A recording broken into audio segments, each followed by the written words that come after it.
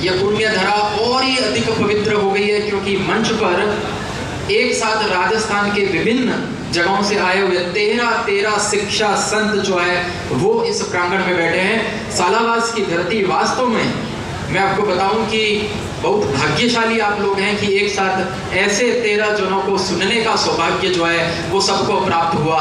एक बार जोरदार तालियों के साथ में इन 13 शिक्षा संतों का स्वागत और अभिनंदन हम करेंगे। 5-7 मिनट ही मैं लूंगा, काफी समय हो गया है। बच्चे जो हैं वो काफी समय से बैठे हैं, भूखे प्यासे बैठे हैं, लगभग 2 घंटे से अधिक का कार्यक्रम हो गया है। लेकिन इतना अनुशासन में लगातार बच्चों का देख रहा था, बीच में कोई भी नहीं उठे, सब बच्चों का चेहरा भी लगातार देख रहा था, इतना उत्साह का चेहरा, एक एक को अच्छे से सुन रहे थे। बच्चों को लग रहा था कि इनकी छवि मैं धर्मवीर जी जैसा बन सकता हूँ, या मैं पूनम जी जैसा बन सकता हूँ, या मैं मीणा जी जैसा बन सकता हूँ, मैं कैसा बन सकता हूँ इनमें से। ऐसा उत्साह जो आप सब में जो देखा, वास्तव में जो है मैंने इतने सारे कार्यक्रम में गया, लेकिन इतने सारे उत्साही बच्चे जो यहाँ पे बैठे हैं, एक बार आप जितने लोग बैठे हैं आप अपने गाँव के बच्चों के लिए भी जोरदार ताली बजाइए कि कितने उत्साही बच्चे आपके हैं।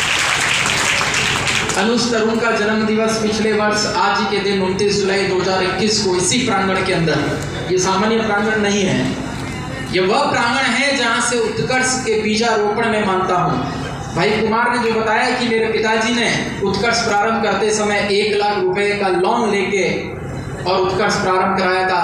हम दोनों भाइयों को आशीर्वाद स्वरूप दिया था और उसी से हमने पूरी मितव्ययता के साथ में उत्कर्ष को जो है खड़ा किया।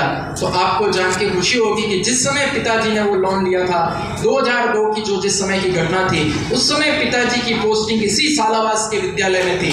उस समय इसी सालावास के बैंक से वो ऋण लिया गया था। इसलिए सालावास का ये ऋण जो है वो हम जिंदगी भर चुका नहीं सकते, चाहे हम यहाँ पर कुछ भी कर लें। इतना उपकार जो है सालावास की धरती का रहा है। और जहाँ तक सेवा की बात है तो पिताजी से ये हमें संस्कारों में मिली है। पिताजी ये मंच पर 13 शिक्षा संत जो हैं वो इस जमाने के हैं, लेकिन अपने उस जमाने के पूर्व पीढ़ी के भी जो शिक्षा संत जो सामने कुर्सी पे बैठे हैं वो मेरे पिताजी हैं। अपने पैसों से जो है बच्चों को 26 जनवरी 15 अगस्त को लड्डू बांट लेना, अपने पैसों से बच्चों को जो है अगर कक्षा में प्रथम रैंक आए, द्वितीय रैंक आए, उनको इनाम दे देना, अपनी सैलरी में से जो है वो पिताजी ने लगातार खर्च किया है। तब जाके कोई एक पीढ़ी खपती है, कोई एक पीढ़ी जो है बहुत श्रेष्ठ काम करती है, तब जो है मुझ और तरुण जैसे पुत्र जो है वो ईश्वर देते हैं, बाकी ईश्वर ऐसे नहीं देते हैं। तो आप सभी आज इस सालावास की धरती पर बैठकर और YouTube पर जितने भी लोग देख रहे हैं, Facebook पर जितने भी लोग देख रहे हैं, ये प्रेरणा का दिन है, ये ऐतिहासिक दिन है। सामान्यतः आपने बहुत बड़े बड़े नेताओं और मंत्रियों से कोई भवनों का उद्घाटन करते हुए देखा होगा। ये पूरे भारत में अपनी तरह की पहली ऐसी घटना है। कल मेरे पास में आज तक के पत्रकार का फोन आया, आज तक चैनल के, जब उनको पता चला तो उन्होंने कहा करे तो वास्तव में हमने पूरे भारत भर में जाता हूँ, कभी ऐसा नहीं सुना कि किसी भवन का इस प्रकार से अत्याधुनिक डिजिटल वातानुकूलित क्लासरूम का उद्घाटन जो है वो शिक्षा के क्षेत्र में काम करने वाले ऐसे लोगों के द्वारा हो रहा है। ऐसी घटना पहली बार सालावास में हो रही है और ये ऐतिहासिक दिन है आज का दिन। और निश्चित रूप से लाखों की संख्या में जो आज फेसबुक और यूट्यूब को आज ही और बाद में भी इस वीडियो को देखेंगे, प्रेरणा प्राप्त करेंगे।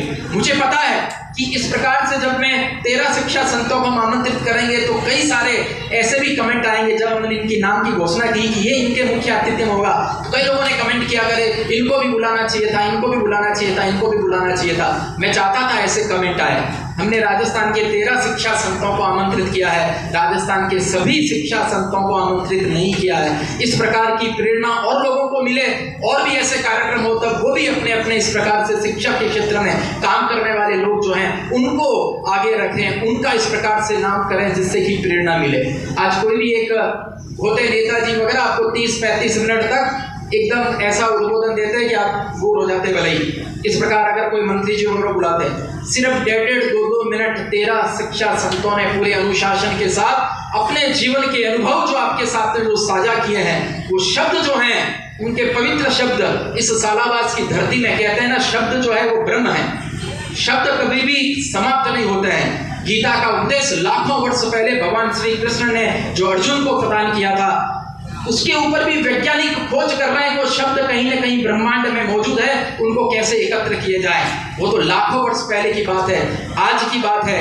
आप सबके जो जीवन के अंदर एक बहुत बड़ी सौभाग्य की बात है, इन 13 शिक्षा संतों का सानिध्य हमें मिला और इनकी जो वाणी का प्रसाद जो है सबके अंदर जो फैला, ये आने वाले लंबे समय तक सालाबाज की इस पुण्य धरती पर विद्यमान रहेगा और आप सबको हमेशा ये प्रेरणा देता रहेगा। न केवल आप सबको बल्कि जो भी फेसबुक और यूट्यूब पे देख रहे हैं उनको भी ये प्रेरणा देता रहेगा। जहां तक दान की डोनेशन की बात रही, आप सभी बच्चे ध्यान रखना। देखिए, मैं हमेशा कहता हूं कि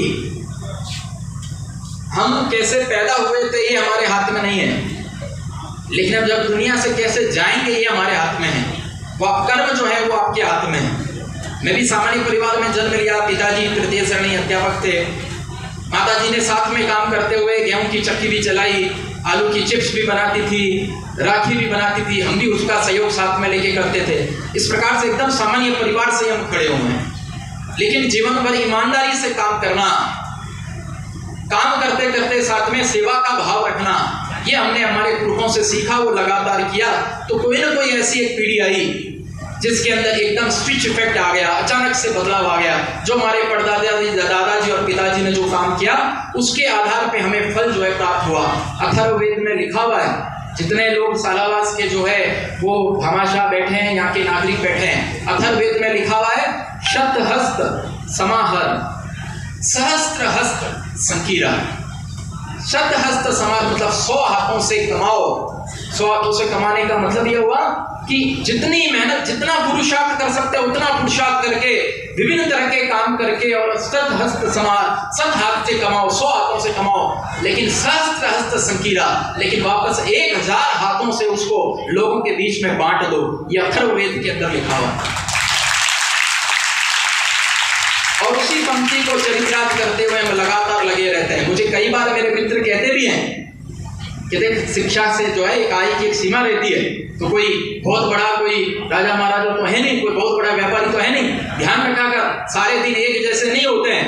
आज तुम्हारे पास पैसे हैं, कल को नहीं होंगे, इसलिए थोड़ा देखभाल करके डोनेशन किया कर। तो मैं उनको वापस कहता हूँ शांति से सुन के, मैंने कहा भाई तूने बहुत अच्छी बात कही, सारे दिन एक जैसे नहीं होते हैं, इसलिए मैं कह रहा हूँ आज मेरे पास है तो मुझे करने दे, क्या पता कल रहे नहीं रहे और मन में मलाल रह जाए।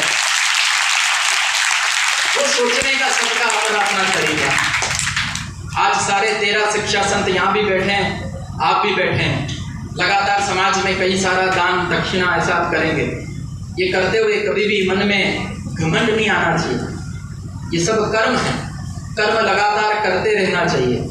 विवेकानंद जी ने कर्म योग के बारे में जो लिखा है, एक बहुत संक्षिप्त में मैं सुनाता हूँ। विवेकानंद जी की भाषा में सबको सुनना है, जीवन भर सुनना है। मुझे पता है, जानकारी है कि सामने 10वीं 11वीं 12वीं के बच्चे बैठे हैं। 10वीं 11वीं 12वीं के बच्चे बहुत अच्छे दिमाग वाले, बुद्धिमान होते हैं, जीवन की समझ रखने वाले होते हैं। मैंने अपने जीवन के अंदर पहली कमाई शुरू की थी 9th क्लास में। उस समय मैंने ट्यूशन पढ़ाना शुरू किया था।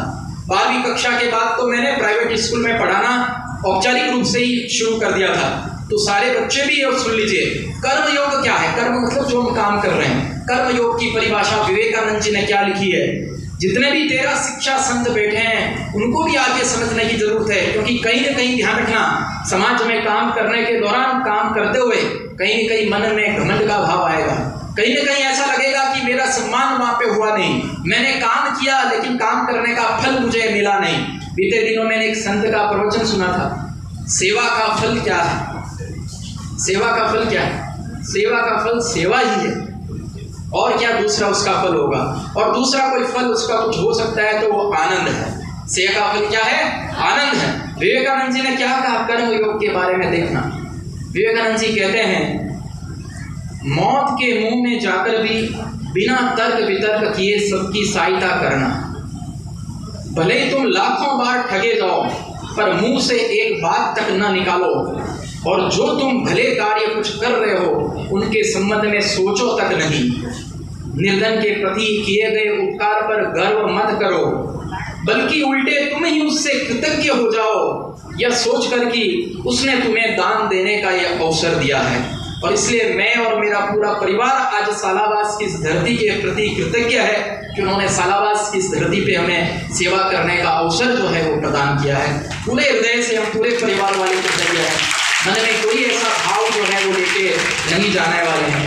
आप सभी को भी केवल इतनी सी चीज़ दिमाग में लेके रखनी है, इस धरती पर जब हम आए हैं तो सबको सुख देने के लिए आए हैं, सुख लेने के लिए आया हूँ। ये दिमाग में रहने पर कहीं ना कहीं फिर दिक्कत है, फिर समस्या ही समस्या है। मुझे ये सुख मिल जाए, ये सुख लेने के लिए नहीं आया हूँ। इस जीवन में मैं किस लिए आया हूँ? सुख देने के लिए आया हूँ। ये भाव सबके अंदर रहे और सब अपने ही मन को प्रभावित करने के लिए कार्य करेंगे तो बहुत आनंद उसमें आएगा। दो शब्द बोलता हूँ अंत में, एक होता है निर्माता, एक है निर्मिति। निर्माता कौन है बताइए? निर्माता कौन है? हम सबका निर्माता कौन है? ऊपर वाला भगवान, परम पिता परमेश्वर। बोलो सही है? वो हम सबका निर्माता है। और दूसरा शब्द बोल रहा हूँ निर्मिति। जितने भी बुजुर्गवार बैठे हैं उनको भी सबको सुनना है। निर्मिति शब्द, निर्मिति कौन है? हम सब निर्मिति है। जितने भी मनुष्य हैं, नर नारी है, हम सब क्या है? निर्मिति है। जो भी हम काम कर रहे हैं ये सब ईश्वर की कृपा से वो सब निर्मिति है। निर्माता और निर्मिति। जीवन भर निर्माता को प्रभावित करने के लिए कार्य करना है, निर्मिति को प्रभावित करने के लिए नहीं करना है। जब अपना अंत समय आएगा ना तो सुना होगा, बुजुर्ग लोग भी सब बैठे हैं और भी दुनियादारी देखें। मंचा सिंह जितने भी 13 शिक्षा संत हैं उनके लिए भी ये पाठे अगर मैं कुछ दे पाऊँ आज के इस अवसर पर, क्योंकि काम करते करते जरूर कभी न कभी मन में ये भाव आता जाता है। तो अंत जो समय आता है ना, किसी का नाम चाहे राम प्रसाद जी हो, किसी का नाम मांगीलाल जी हो, किसी का नाम चाहे तुलसीराम जी हो, चाहे जानकी देवी हो, चाहे यमुना देवी हो, जब वो दुनिया से चली जाती है तो उसका नाम हो जाता है बॉडी। क्या नाम हो जाता है? बॉडी को सुलाओ, बॉडी को उठाओ, बॉडी को नहलाओ, बॉडी को ले जाओ। जो आपके प्रियजन है ना, जिनको आपने जीवन पर प्रभावित किया, जो आपके साथ में रहे हमेशा, वो भी आपको आपके नाम से नहीं पुकारेंगे। सब क्या कहेंगे? बॉडी। किनको प्रभावित करने के लिए दुनिया में हम लगे हुए हैं। इसलिए मैं कहता हूँ निर्माता को प्रभावित करने के लिए कार्य करिए, निर्मिति को प्रभावित करने के लिए काम नहीं करिए। ऐसा अगर करेंगे तो दिल हमेशा प्रसन्न रहेगा, अच्छा रहेगा, मस्त रहेगा। आप सभी जो है आज इस कार्यक्रम के अवसर पर पधारे, मैं उत्कर्ष संस्थान की तरफ से आप सबका बहुत बहुत आभार ज्ञापित करता हूं। और आप इस प्रकार के श्रेष्ठ कार्य स्वयं भी करें, ऐसे सक्षम बने। और मैं जो बताया सतहस्त समारा सहस्त्र हस्त संकीरा, तो आपके पास में जब खूब सारा, इसमें ये भी लिखा है अथर्ववेद में कि बहुत सारा धन आने पे अगर धन का उपयोग करना खुद को नहीं आए तो ऐसे व्यक्ति को दे दो जो धन का उपयोग करने जानता है। और मान लो कि आपके पास में धन नहीं है तो ऐसे व्यक्ति को प्रेरणा दे दो जो धन जिसके पास में है और अच्छी जगह पर वो धन का उपयोग कर सकता है। ये 13 शिक्षा संत उस प्रकार के लोग हैं जिन्होंने ऐसे ऐसे भामाशाओं को प्रेरित किया। खुद ने नहीं कर पाए, लेकिन फिर भी इन्होंने लाखों करोड़ों का डोनेशन इकट्ठा किया, खूब सारा काम कराया, क्योंकि इन्होंने सबको क्या किया? प्रेरित किया। तो प्रेरित करने वाले भी हम बन सकते हैं, खुद करने वाले भी बन सकते हैं। कुछ मन में ठान लेंगे तो कुछ तो जीवन के अंदर करके ही जाएंगे। एक बार पुनः आप सभी का इस आदर सम्मान के लिए बहुत बहुत आभार सम्मान। और मेरे प्रिय तरुण के जन्म दिवस के ऊपर इस कार्यक्रम को ऐतिहासिक आपने बनाया, इसके लिए आपका हृदय से आभार। धन्यवाद। जय हिंद, जय भारत।